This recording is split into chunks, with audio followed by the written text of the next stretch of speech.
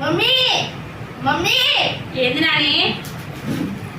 ఇంట్లో బ్రెడ్ ఉంది మమ్మీ, నీ స్టైల్లో వెరైటీగా ఏదైనా చేయరాదు? ఏం కావాలి? నీ ఇష్టం. ఓకే, బ్రెడ్తో ఏం చేద్దాం? సరే, నేనేం చేసినా తినాలి.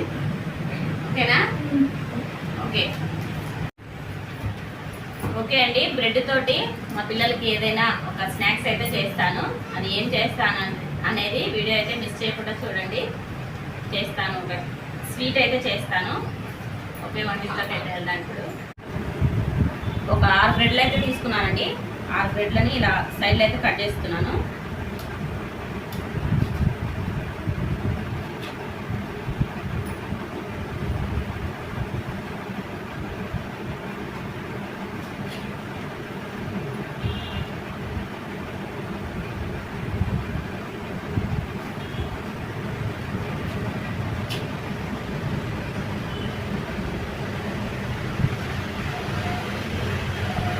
తీసేసుకొని దీన్ని 4 భాగాలుగా కట్ చేసుకోవాలి ఇలాగా.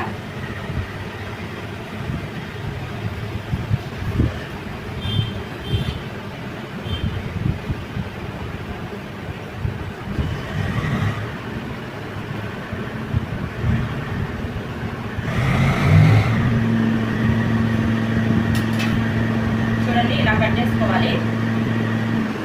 ఇలా పీసెస్ లాగా కట్ చేసుకొని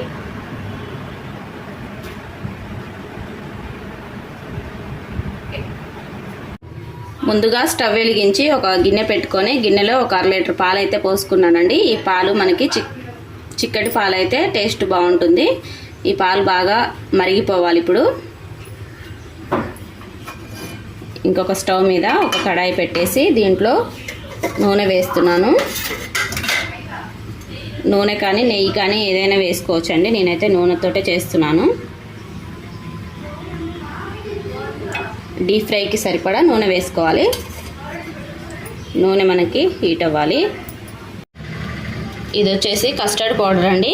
ఇది ఒక 2 స్పూన్లు అయితే తీసుకున్నాను. ఇది ఏ సూపర్ మార్కెట్లోనైనా దొరుకుతుంది ఈ కస్టర్డ్ పౌడర్ అనేది. ఒక 2 స్పూన్లు కస్టర్డ్ పౌడర్ అయితే ఒక గిన్నెలో వేసేసుకుందాం. 2 స్పూన్లు కస్టర్డ్ పౌడర్ అయితే ఒక గిన్నెలో వేసుకొని పాలు పోసుకొని ఇది ఉండలు లేకుండా కలిపి ఉంచుకోవాలండి. పాలు పోసుకొని ఉండలు లేకుండా కలిపి ఉంచుకోవాలి.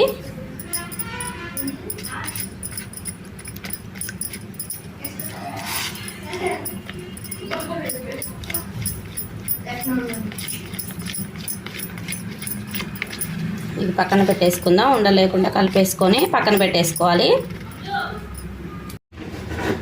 నూనె అయితే వేడెక్కిందండి. ఇప్పుడు మనం కట్ చేసి ఉంచుకున్న బ్రెడ్ ముక్కల్ని ఒక్కొక్కటిగా వేసుకుంటూ డీప్ ఫ్రై చేసుకోవాలి.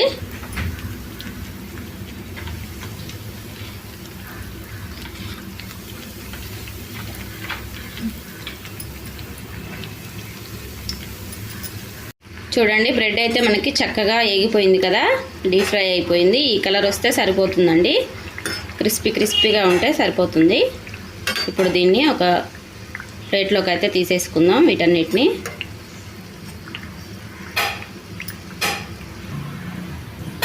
చూడండి, అన్నీ ఇదే విధంగా తీసుకొని పక్కన పెట్టేసుకోవాలి. తర్వాత మళ్ళీ బ్రెడ్ ముక్కలు వేసేసుకోవాలి. వేసుకొని ఫ్రై చేసుకోవాలి.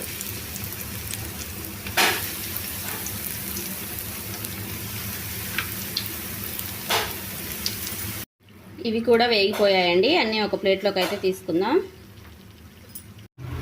పాలైతే కాగాయండి. దీంట్లో చక్కెర వేసుకుంటున్నాను. చక్కెర వేసుకొని బాగా కలిపేసుకోవాలి.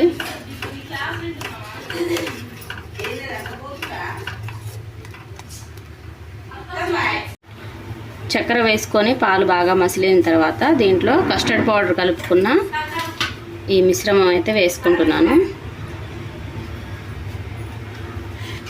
వేసుకొని ఒకసారి కలిపేసుకోవాలి.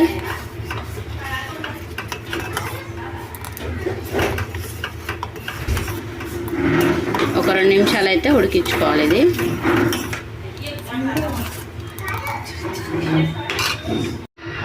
కస్టర్డ్ పౌడర్ వేసుకున్న తర్వాత ఒక 2 నిమిషాలు ఇలా మసిలిన తర్వాత గ్యాస్ అయితే ఆఫ్ చేసుకోవాలండి. ఇది కొద్దిగా చల్లారాలి. కొద్దిగా యాలకుల పౌడర్ వేసుకోవాలి, స్మెల్ బాగుంటుంది.